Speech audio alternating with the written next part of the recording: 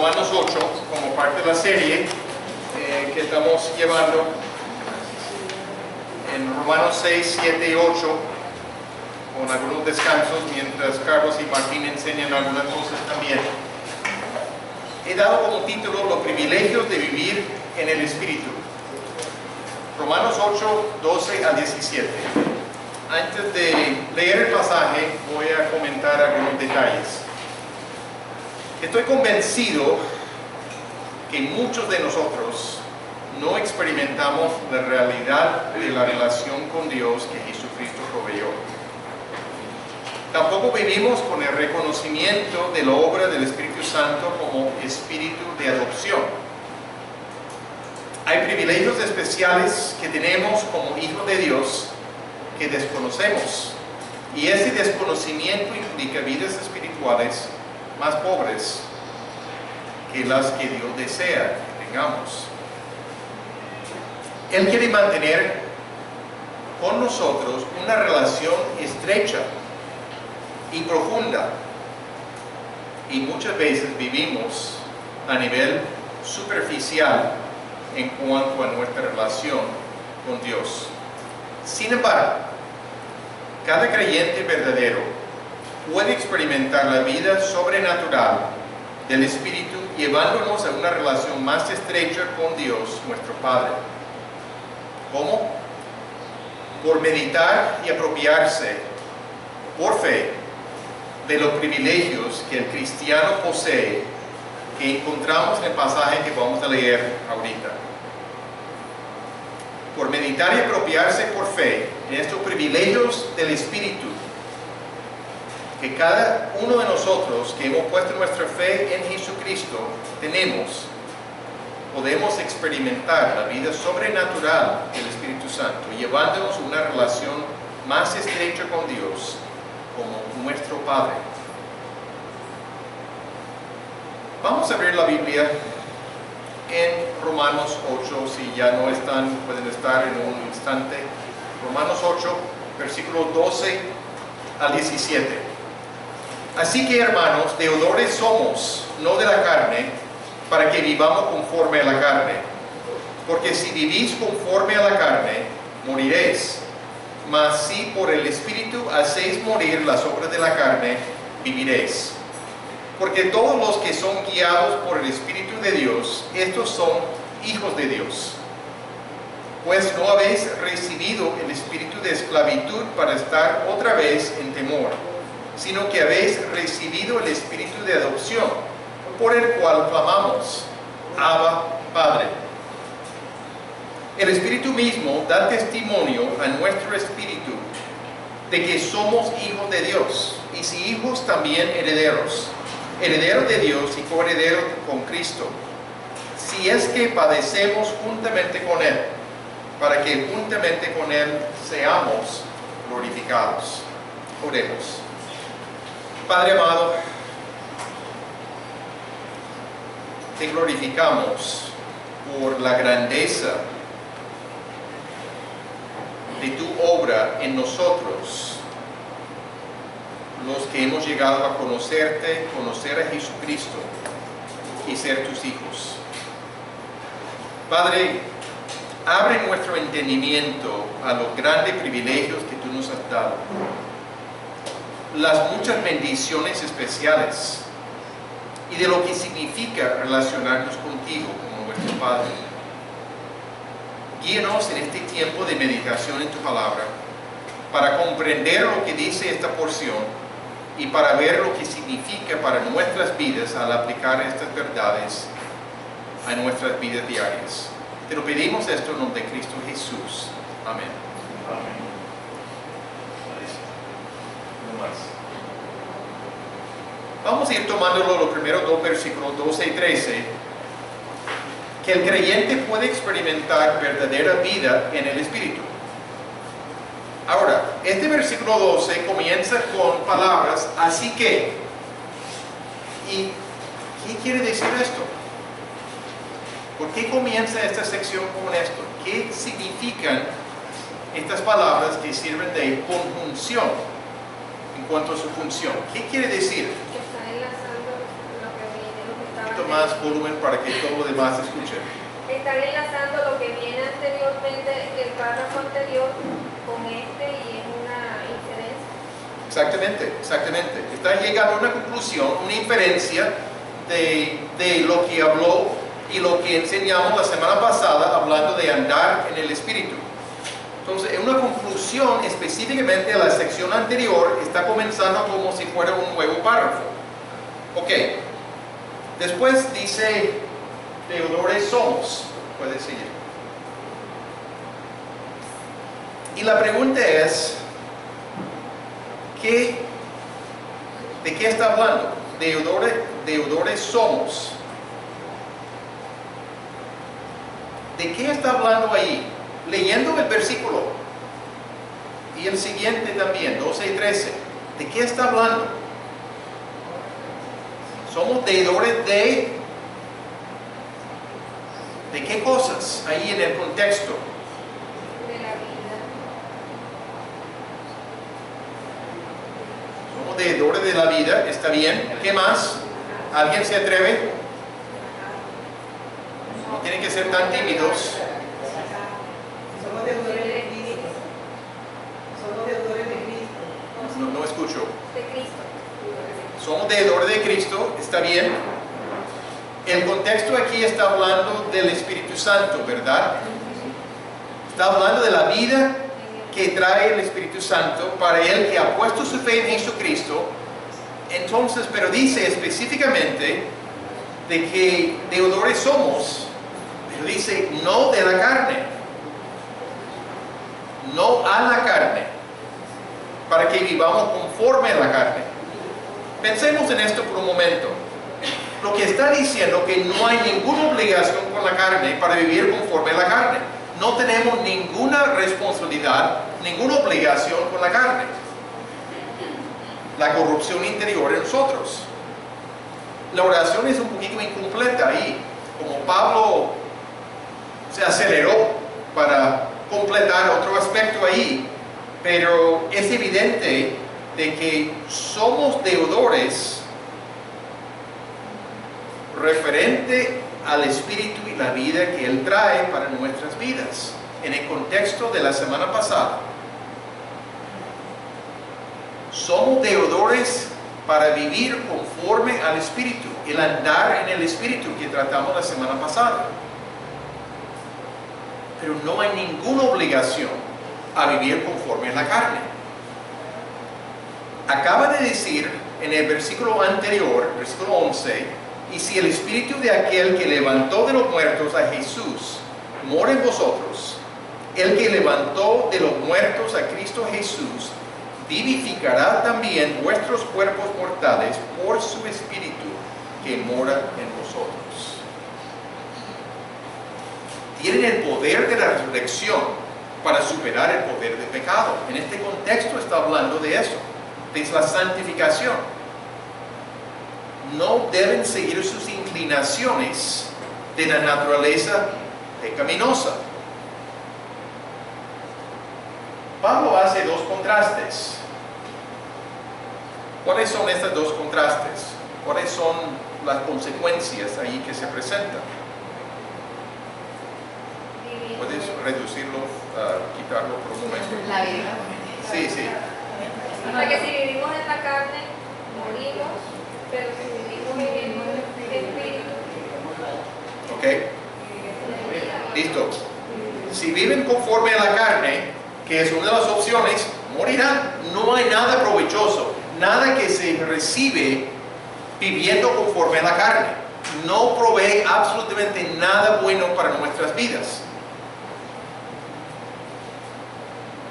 Y lo que menciona ahí, el verbo morirán, es futuro, pero indica certeza. Es la consecuencia natural de andar en la carne, conforme a la carne, en nuestras fuerzas y en nuestra voluntad, no tomando en cuenta la voluntad de Dios. Pero si por el Espíritu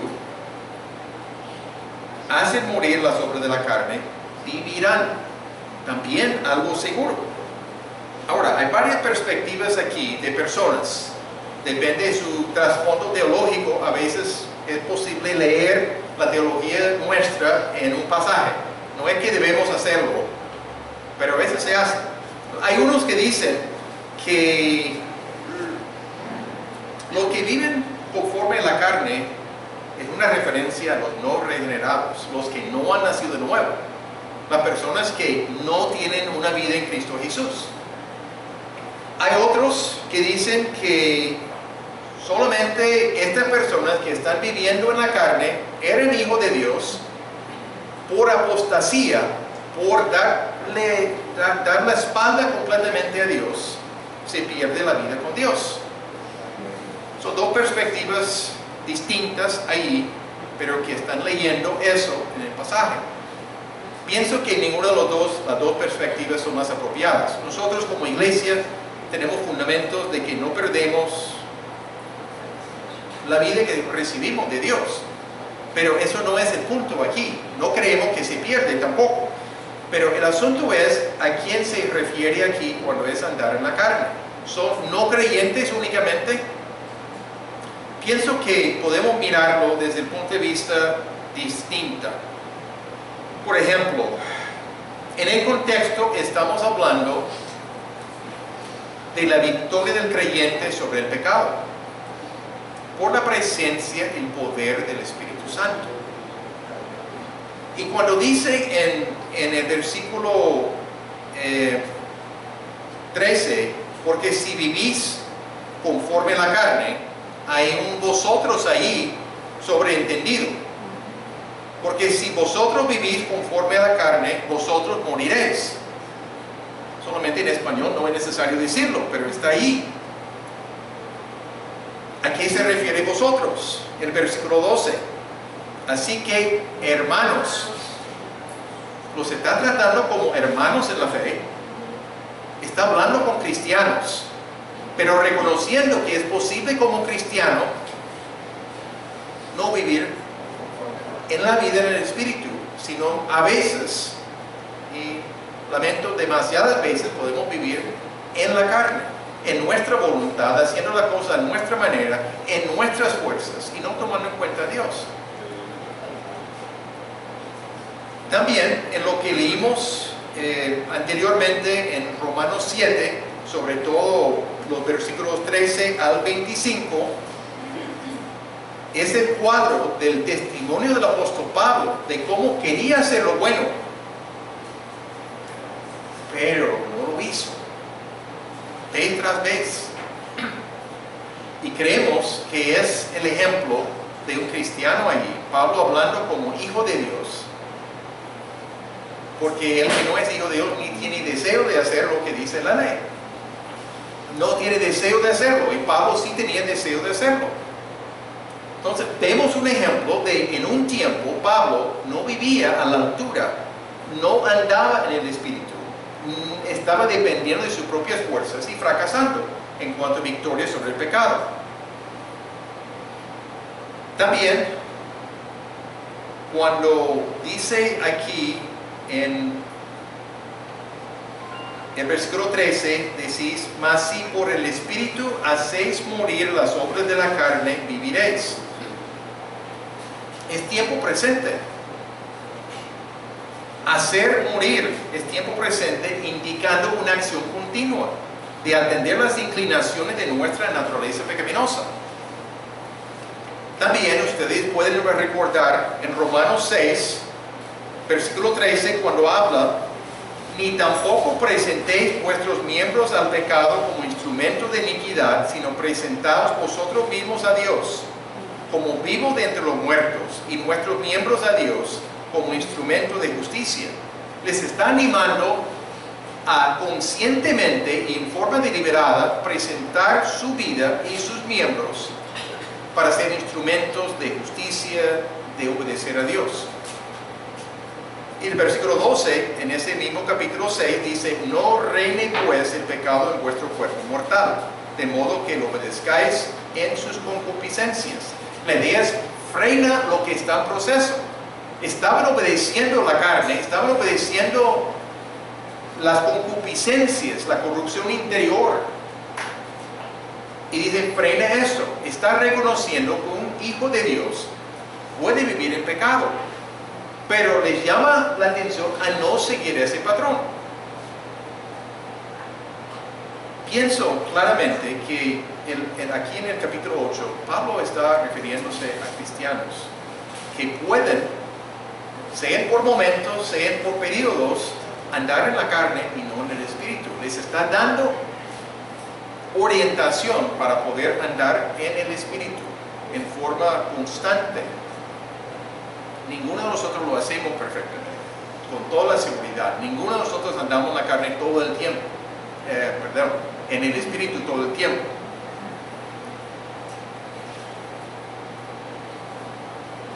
Cuando el apóstol está hablando de vivir y morir, está manifestando realidades temporales y no eternas ahí. Por ejemplo, diferentes clases de muerte, entre comillas, algo en el sentido temporal. Y se puede explorar más a fondo, pero pienso que no nos favorece en esta mañana dedicar más tiempo a explorar estas ideas, porque nos desviamos del mensaje central de esta porción. Pero para entender de lo que podría estar hablando, ustedes se acuerdan en 1 Corintios capítulo 11, los que estaban abusando de la cena del Señor y el ágape, la comida que tenían muchas veces con la cena. Me dice, algunos duermen, algunos están enfermos y algunos duermen, hablando de muerte, siendo hijos de Dios por su mal testimonio de no estar viviendo para Dios, una muerte física. Otra clase es el sufrimiento mental y emocional que experimentaban tanto Saúl como David. Aun cuando David estaba reconociendo su propio pecado, y hay varios salmos que hablan de esto, un sufrimiento emocional, físico, mental y obviamente espiritual en el proceso. También hay cosas que afectan la relación que tenemos los unos con los otros. Y hay diferentes porciones que hablan de qué significa cuando pecamos y rompemos la comunión con Dios y con los hermanos. Cuando no andamos en la luz, confesando nuestros pecados prontamente para corregir las cosas, comenzamos a andar en tinieblas. Y eso puede producir ruptura en relaciones. Son aspectos de muerte que pueden estar involucrados en esto. No ahondo más en esto porque creo que nos desvía de lo central del pasaje. Sigamos. El desarrollo de lo que significa hacer morir las obras de la carne. Hago la pregunta antes de desarrollar las ideas aquí. ¿Qué quiere decir hacer morir las obras de la carne? El apóstol Pablo está dando por sentado que ellos entienden lo que es hacer morir las obras de la carne. ¿De qué está hablando y cómo lo hacemos? Pueden participar. Vencer el pecado. ¿Ok? ¿Qué más? Resistir la tentación. Resistir la tentación. ¿Qué más? Tomar decisiones para ajustarse a la voluntad de Dios. ¿Ok? ¿Todos escucharon? Hacer decisiones para ajustarse a la voluntad de Dios. ¿Qué más? Todo eso son buenos comentarios. El que practica el pecado de mentira, de robo, si tiene prácticas, dejarlas y vivir de acuerdo a lo que dice Dios. Correcto, correcto. Ok, sigamos un poquito. El verbo que está hablando aquí, hablando de vivirán, es futuro. Está hablando de certeza de lo que será el resultado de hacer morir las obras de la carne. ¿Sigue? Pero también habla de la vida en relación con Dios cuando está hablando de vida. No es solamente una vida física, específicamente la palabra habla de la vida espiritual, la vida de Dios, la vida eterna. Y menciona específicamente hacer morir las obras de la carne por el Espíritu. Es solamente por su poder que podemos tratar con la carne. Por fuerzas humanas no vamos a ser exitosos en vencer la carne.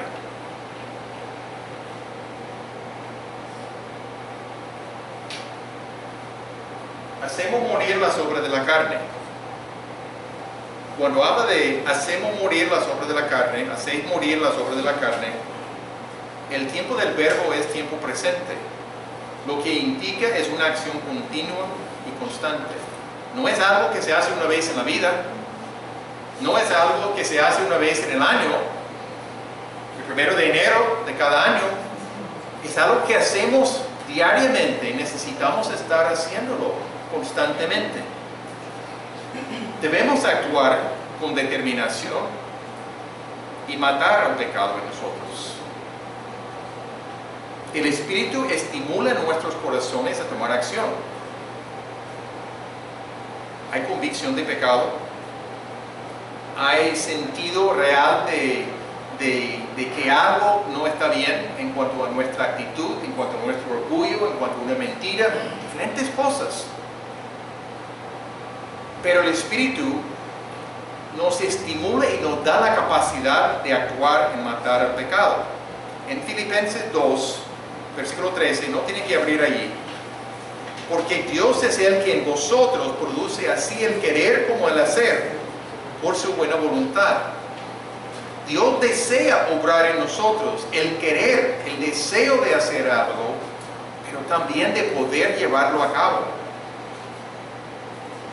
No estamos solos, no tenemos que depender de nuestras propias fuerzas y nuestras propias incapacidades de hacerlo, porque es la realidad. Debemos actuar en base a la convicción del Espíritu Santo, su convicción de pecado, pero también su estímulo a obedecer y hacer lo correcto. Sigamos. Implica un rechazo contundente, y podemos subrayar la palabra contundente, de toda actitud y práctica que sabemos es mala. Es fácil pensar en nuestros pecados como errores, como debilidades, y no considerarlos como pecados.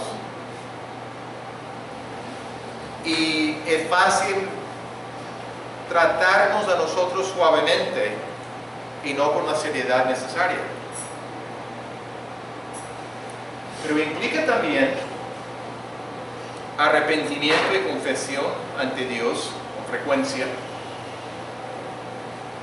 También implica tomar acciones drásticas y contundentes para evitar seguir pecando de la misma manera. El mismo Señor Jesucristo, que habló con hipérbole, o sea, con exageración, para llamar la atención. Ustedes entienden eso porque aquí en la costa se utiliza hipérbole con mucha frecuencia, ¿verdad? Entonces Jesús habló de sacar el ojo derecho si te ofende, cortar la mano derecha si nos ofende. No está hablando de físicamente hacerlo. Está hablando de tomar acciones drásticas para no seguir cometiendo el mismo pecado con la mano, con el ojo, etc. Esas son algunas de las cosas involucradas en hacer morir las obras de la carne que están en nosotros, tomando acción contundente para no seguir los mismos patrones. Pero obviamente la contraparte es lo que se habló la semana pasada. Andar en el Espíritu, que implica escoger obedecer a Dios y su palabra con análisis cuidadoso, pensándolo bien, con determinación y en dependencia del poder del Espíritu Santo. No es algo liviano, es algo bien reconocido, que necesitamos enfocarnos en las cosas del Espíritu, pensar en las cosas del Espíritu, analizar estas cosas y tomar acciones debidas. Desarrollamos este pensamiento más a fondo la semana pasada. Hacer morir las obras de la carne es un aspecto importante y andar en el Espíritu es otro aspecto complementario en esto. Las dos cosas son esenciales. Una sin la otra no es completo. Es como una moneda que tiene dos caras, dos lados. Cara y sello. Se necesitan las dos caras para tener una moneda. Es su naturaleza.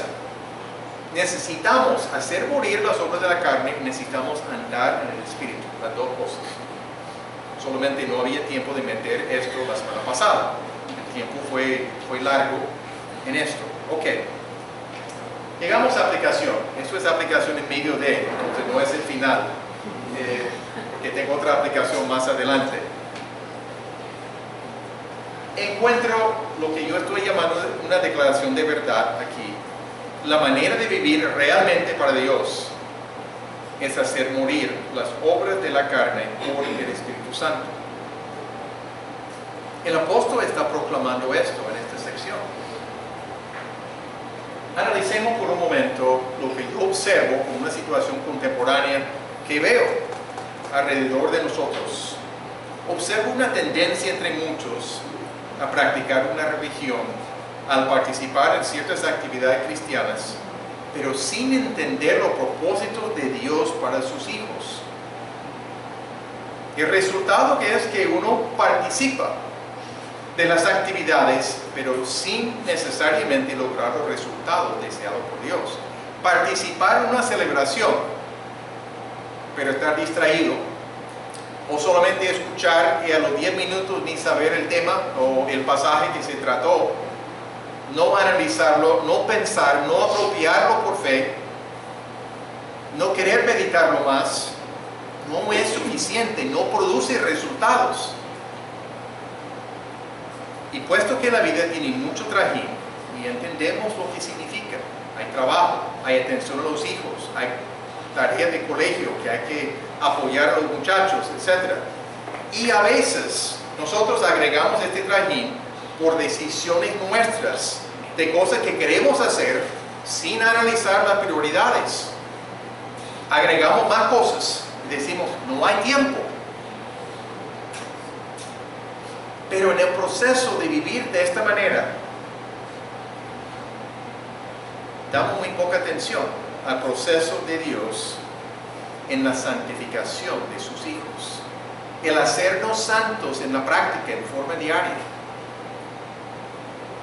Junto con la salvación es el proceso de santificación progresiva, que vamos creciendo en santidad delante de Dios. Implica por el corre-corre que tenemos, que hay poco tiempo para reflexión, poca atención al hecho de que si estamos creciendo en la semejanza del Señor Jesucristo o no. A veces ni pasamos suficiente tiempo analizándolo. Y pensamos que asistir a tal cosa es suficiente. Si asisto, pues bien. Pero va más allá de solamente asistir. Muchas veces no somos conscientes, no estamos conscientes de cuán lejos estamos de una vida de santidad en nuestras actitudes, nuestros pensamientos, nuestras acciones, nuestros propósitos y nuestra forma de hablar. Andamos en la carne sin darnos cuenta de ello. Para corregirlo, tenemos que entender el papel de Dios en nuestra santificación y el papel nuestro. ¿Cuáles son responsabilidades que Dios nos ha dado? Mencionamos en el pasado que Dios siempre nos da provisiones cuando nos da responsabilidades. Provisiones para poder cumplir con estas responsabilidades. Hemos estado dando esto en Romanos 6, 7 y hasta ahora en el capítulo 8. Pero también cuando hablamos de Efesios capítulo 4, los versículos 22 al 32, que habla de despojarnos del viejo hombre, renovar la mente y vestirnos de nuevo hombre. Eso es parte del mismo proceso de santificación de Dios en nuestras vidas y lo que son responsabilidades nuestras. Vamos a hablar algo de una implementación o respuesta. ¿Cómo respondemos ante esta realidad y ante la verdad de lo que Dios está presentando aquí a través del apóstol Pablo? Tengo algunas ideas, no son las únicas ideas. Debemos tomar una decisión de tener mayor conciencia delante de Dios de nuestra santificación y lograr identificar áreas de mayor necesidad de crecimiento. Hace años Una persona decía que estaba orando a Dios para que Dios le abriera el entendimiento de cosas que necesitan cambiarse en su vida.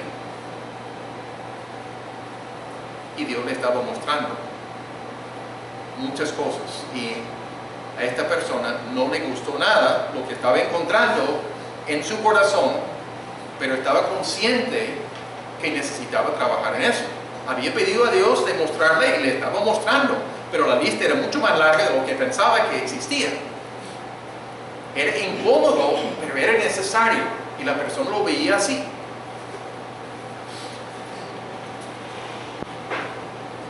Prestar atención a las provisiones de Dios en Romanos 6 y las responsabilidades nuestras. Un repaso, lo toco solamente para coger el contexto ahí. Si no se acuerda de Romanos 6, hay que volver a leerlo por la tarde.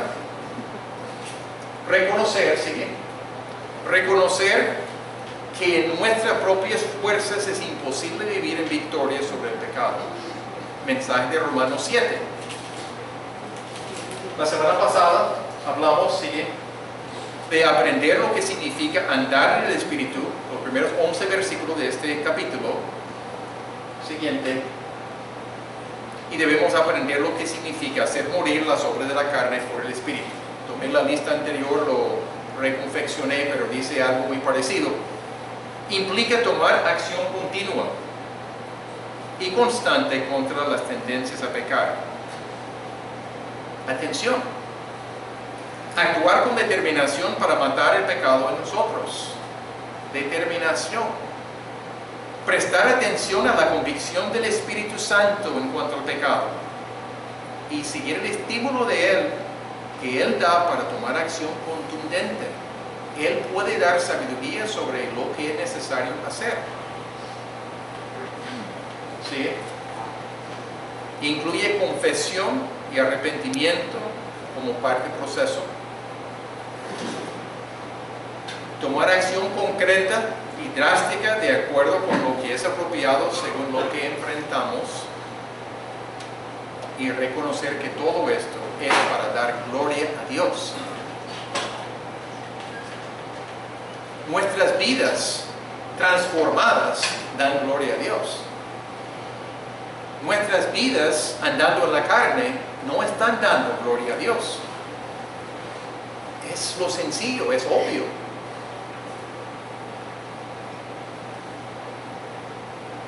¿Qué significa hacer morir las obras de la carne en nuestras vidas? Pasamos más al pasaje.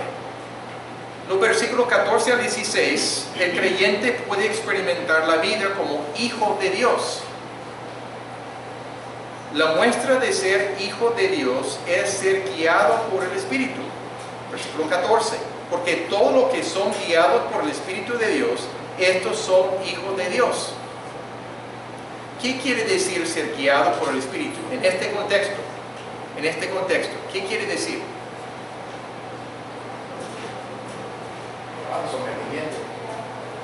Sometimiento, ok, está bien. ¿Qué más? Tomar decisiones. Ok. Referente a De pronto ser práctica de pecado, tomar decisiones de pecado. Ok.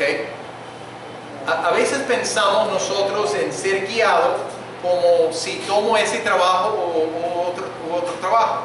A veces pensamos en decisiones de esta naturaleza. No está hablando de guía en ese sentido.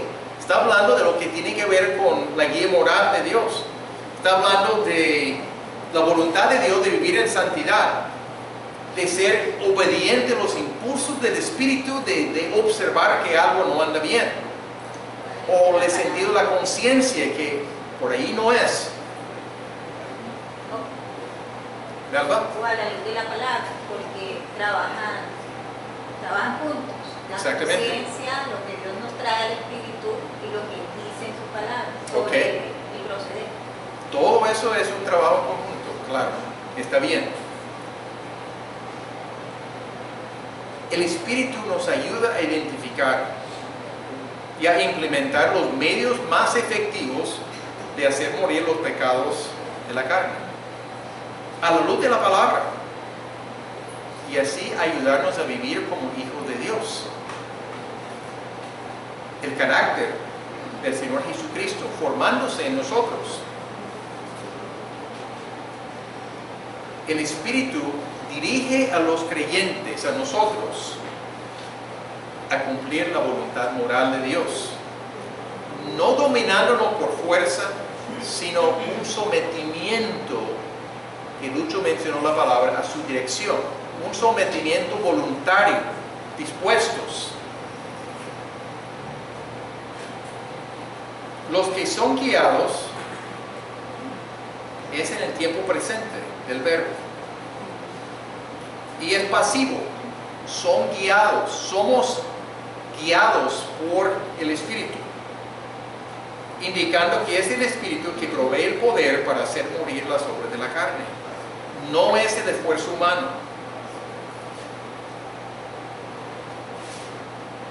Como cuando estábamos bajo la ley.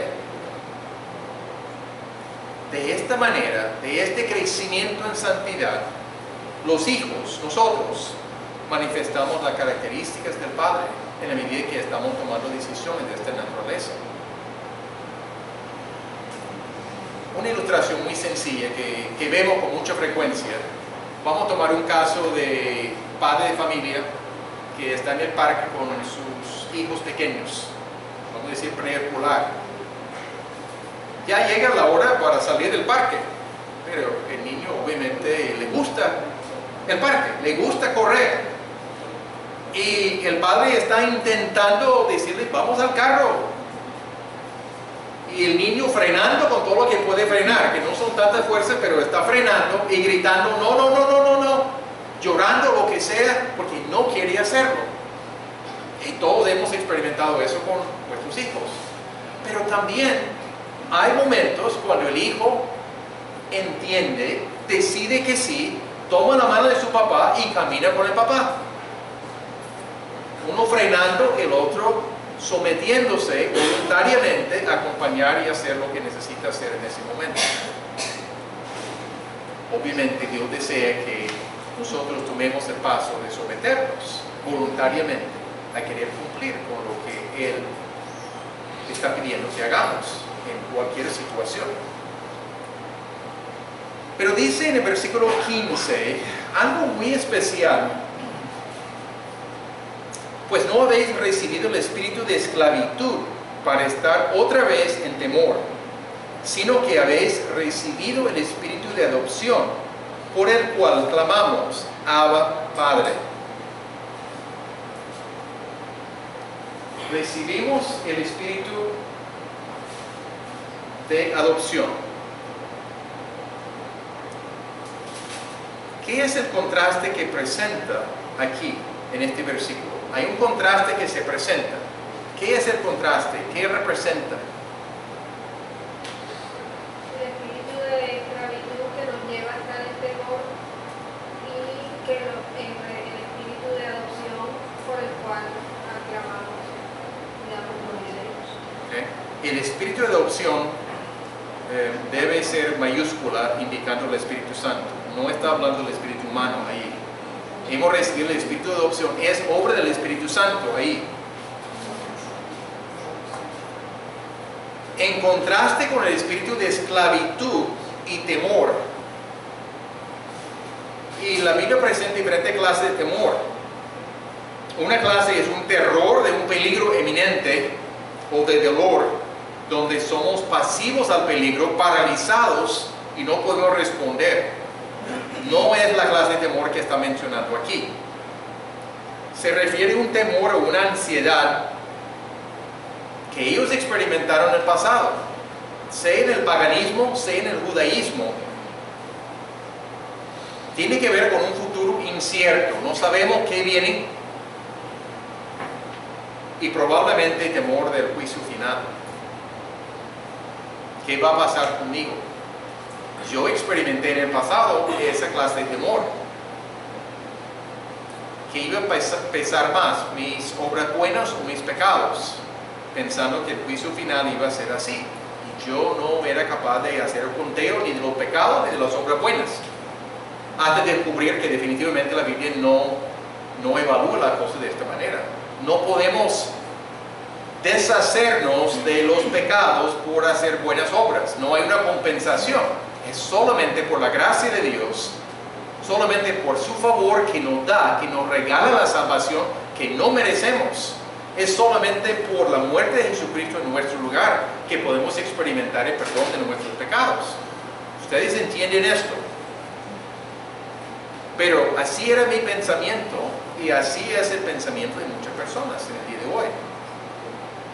La idea puede ser preguntamos si hemos hecho lo suficiente para la salvación. Algunos pueden decir que sí, pero no tienen ninguna seguridad. Pero ese pensamiento se basa en un evangelio de obras.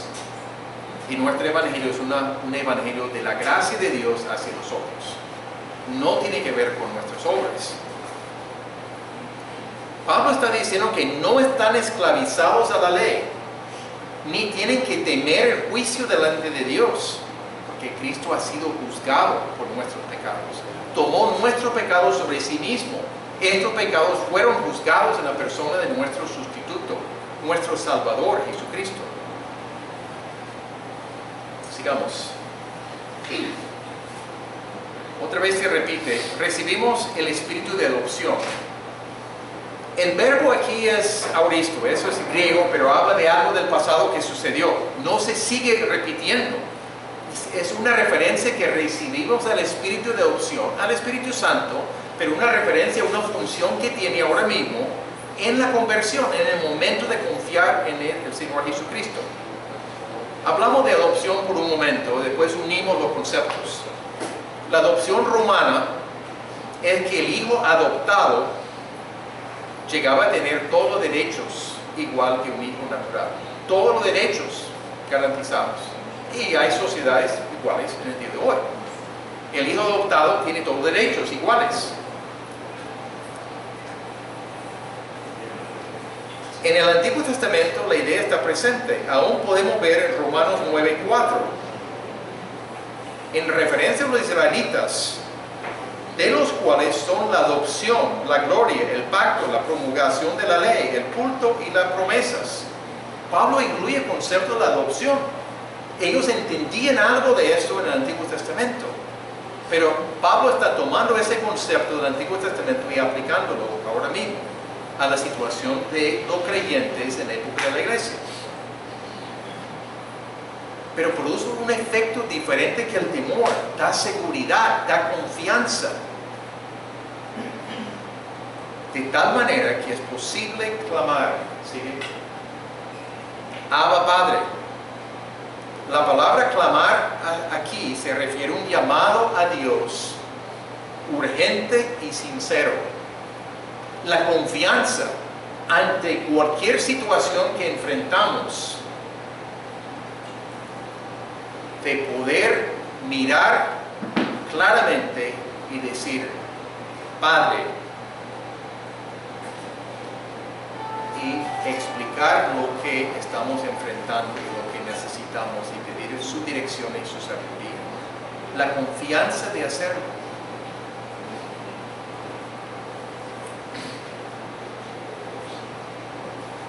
Y es de tener la confianza de ser hijo de Dios.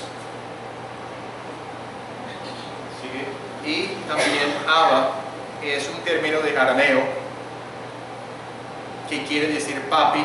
Es un término de confianza, de relación estrecha, de cariño, de confianza, de seguridad.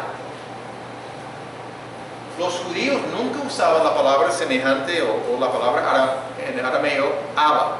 No lo usaban directamente hablando con Dios o refiriéndose, ¿qué digo? Hablando con Dios en oración. Nunca usaba esa palabra. Fue usado por Jesucristo, indicando una relación especial con su Padre. En el huerto de Getsemaní, ante la cercanía de su sufrimiento y muerte, Abba, Padre, se encuentra ahí, en el Evangelio de Marcos, capítulo 14.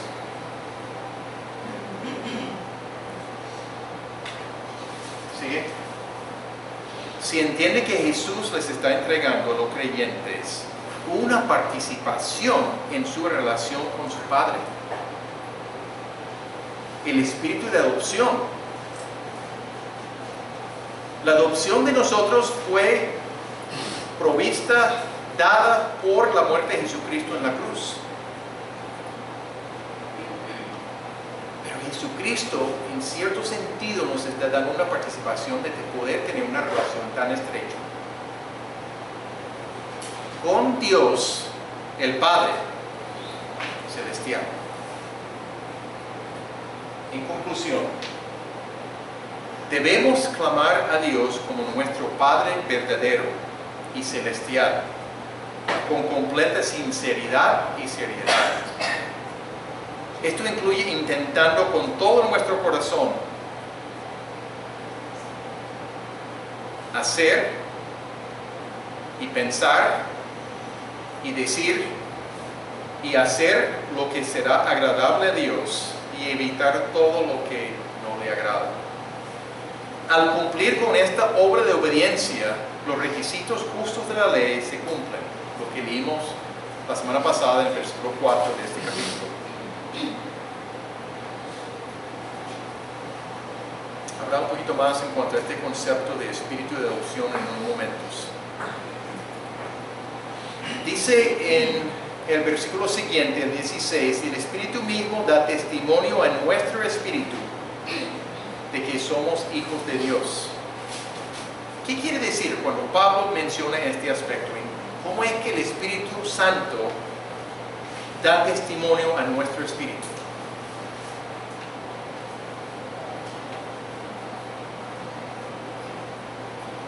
No es pregunta retórica, espero respuestas. El Espíritu Santo nos convence en nuestro ser interior de que somos hijos de Dios. Es un convencimiento de un ser divino a nuestro espíritu humano. Okay. Muy buena descripción, Diana. Nosotros sabemos la obra de Dios en nosotros, estamos conscientes de nacer de nuevo, pero el Espíritu Santo, que tiene mucho más autoridad, conoce perfectamente nuestro corazón, está confirmando esta realidad en nosotros. ¿Es algo subjetivo? Claro que sí, pero no menos real por ser subjetivo. Tenemos verdades objetivas en la Escritura, pero esto es algo de aplicación realmente. El Espíritu Santo está confirmando. Hay algo de seguridad, algo de confianza. Así es. Perteneces a Dios. Has puesto tu fe en Jesucristo, te has salvado por la obra de Jesucristo en la cruz. Y podemos tener la confianza de poder acercarnos a Dios en oración y llamarle Padre. Sigamos. El Espíritu, ya hablamos de eso, sí. El creyente puede experimentar la vida como heredero de Dios, en versículo 17. Hay algo sorpresivo aquí. Y si hijos de Dios, también herederos. Herederos de Dios y coherederos con Cristo, si es que padecemos juntamente con Él, para que juntamente con Él seamos glorificados. Somos herederos de Dios, participamos de su gloria, de su riqueza, por la gracia que ahora mismo ofrece. Y puesto que Dios no muere, es eterno, recibimos nuestra herencia, buena parte ahora mismo, pero también hay cosas en el futuro de poder vivir en comunión, en la presencia de Dios, la presencia de nuestro Salvador. Pero dice también que somos coherederos con Cristo. Increíblemente participamos en igualdad con Jesucristo en cuanto a relación con el Padre. Entre los judíos, los primogénitos recibían una porción doble. Si había 5 hijos, dividían la herencia entre 6 partes. El primogénito recibió 2 partes, lo demás una parte. Está diciendo que somos coherederos con Jesucristo. Las bendiciones, los privilegios especiales de estar identificados estrechamente con Jesucristo. Está hablando de esta realidad, coherederos. además de ser hijos de Dios por adopción. Y la bendición de Dios no excluye el padecimiento o problemas. No es que la vida es color de rosa siempre, no. Podemos ver el ejemplo de Jesucristo, un ejemplo de sufrimiento. Podemos mirar en nuestras propias experiencias. La vida no siempre ha sido fácil, ¿verdad? Los que llevan algún tiempo en conocer a Jesucristo personalmente, sabemos que no siempre es fácil. Pero Dios nos da las fuerzas, la sabiduría, la capacidad de enfrentar las cosas, de aprender también en toda situación y poder crecer en nuestra relación con Él. Y el sufrimiento es el camino a la gloria. Hay propósito de Dios en ese sufrimiento. El mundo de hoy dice sufrimiento no. La sección siguiente, que no voy a dar el domingo entrante, pero la sección siguiente de Romanos habla de sufrimiento.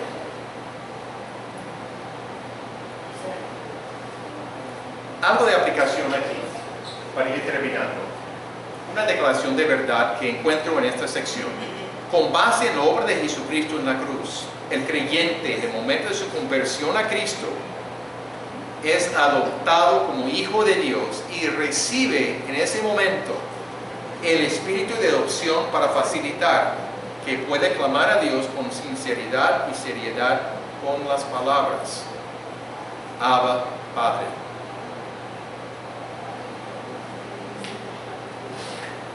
Creo que está lo que está diciendo aquí claramente.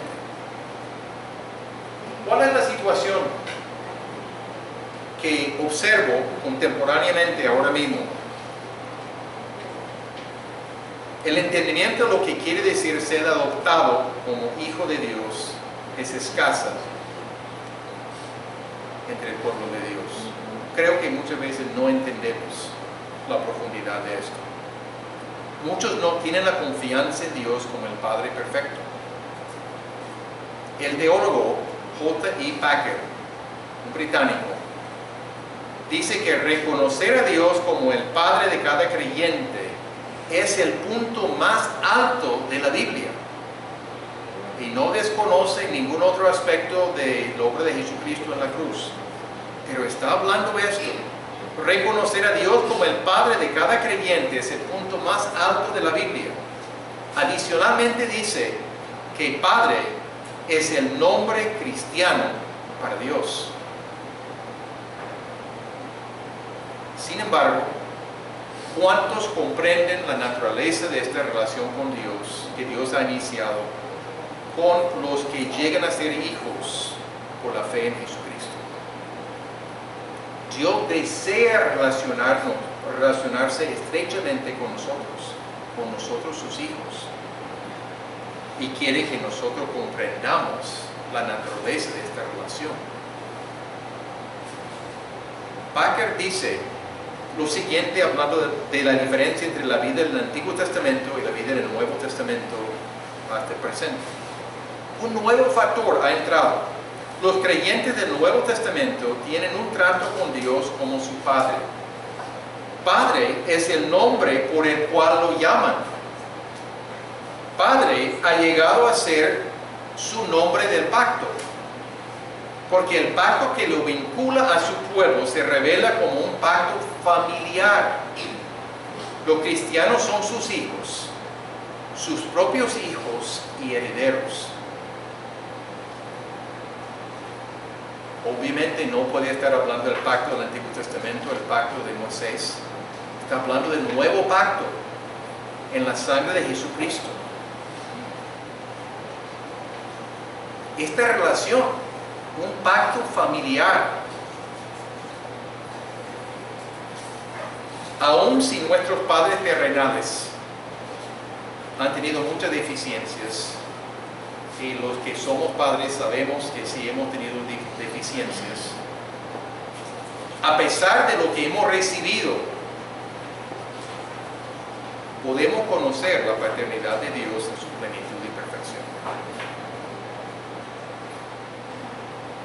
Dios se ha revelado en su palabra. Está disponible para entender quién es Dios y cómo trata con sus hijos. Tenemos el derecho a clamar a Dios como Padre. Pero pregunto, no para recibir respuesta en esta ocasión, ¿cuántos oran solamente llamándolo Dios o Señor? En el Nuevo Testamento, la palabra Señor casi siempre se refiere al Señor Jesucristo. Jesucristo mismo nos enseñó a orar al Padre en el nombre de su Hijo. Padre nuestro que estás en el cielo. Pero también en otros lugares también está hablando que oramos al Padre en el nombre del Hijo. Pero si estamos diciendo Señor o Dios, hay una barrera en nuestra comprensión de quién es nuestro Dios y la relación que desea tener con nosotros.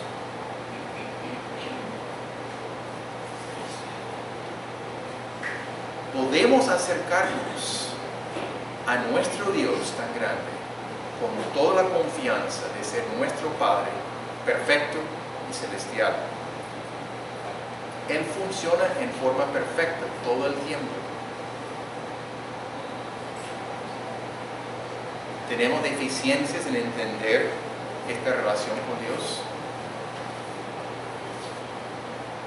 Otros malentienden el ministerio del Espíritu Santo enfatizando experiencias espectaculares o algo de una explosión interior en vez de una comunión íntima con Dios el Padre, proceso de santificación, el espíritu de adopción, el espíritu que nos lleva a poder andar en Él, en su poder, en obediencia a Dios.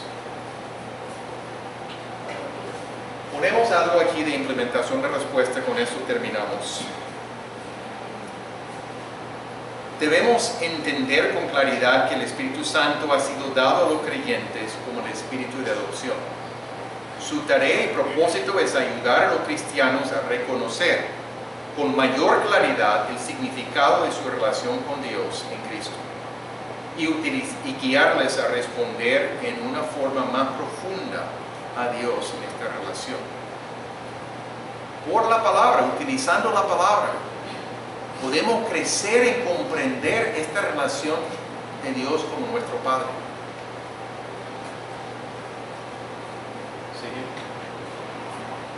El teólogo Packer dice que reconocer que el Espíritu nos llega como el Espíritu de adopción es el pensamiento clave para descubrir y para integrar todo lo que el Nuevo Testamento dice acerca del ministerio del Espíritu a los cristianos.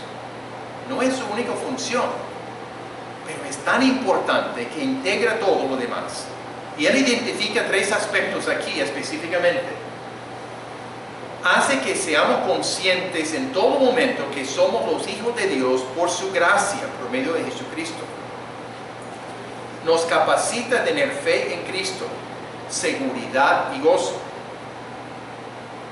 Conciencia de la realidad de nuestra relación con Él. Segundo, nos estimula a mirar a Dios como un Padre, mostrando hacia Él la audacia respetuosa de pedir cosas a veces y la confianza sin límites que es natural para sus hijos que están seguros en su amor como Padre. Tercero, nos lleva a vivir según nuestra posición como hijos de Dios al manifestar la semejanza familiar, característica de la familia, la conformidad a Cristo, es su carácter, llegar a semejanza familiar de Dios el Padre, de Dios el Hijo. Pero también al aumentar el bienestar familiar. ¿Quiénes son los miembros de la familia? Los demás creyentes en Cristo Jesús, amando a nuestros hermanos en la fe. No vivimos solos, no vivimos solamente en una relación directa con Dios, eso sí existe, pero también vivimos en relación con otros. Y lo que significa relacionarnos profundamente y amarnos. Pero un tercer punto ahí, y al guardar el honor de la familia. El honor de la familia es buscando la gloria de Dios en todo momento. es el honor de la familia de Dios, queriendo glorificar a Dios con nuestras vidas. Esta es su obra de santificación en nosotros, por medio de una profundización progresiva de conciencia y carácter familiar, junto con su desarrollo en la búsqueda de Dios y lo que Él ama, y evitando lo que Él aborrece. Somos transformados de gloria en gloria en la misma imagen por el Espíritu del Señor.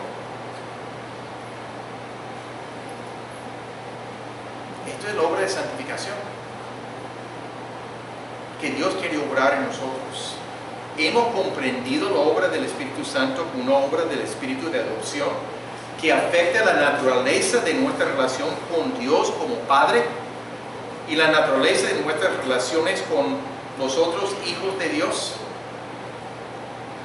nuestros hermanos en la misma familia. Termino con 3 preguntas sencillas. ¿Qué ajustes necesito hacer en cuanto a la manera como me relaciono con Dios para relacionarme con Él como Padre que es?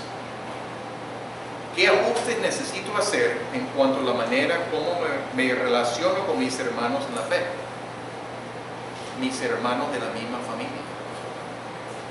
¿Valoro suficientemente estas relaciones?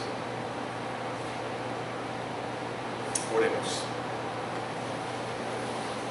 Padre amado,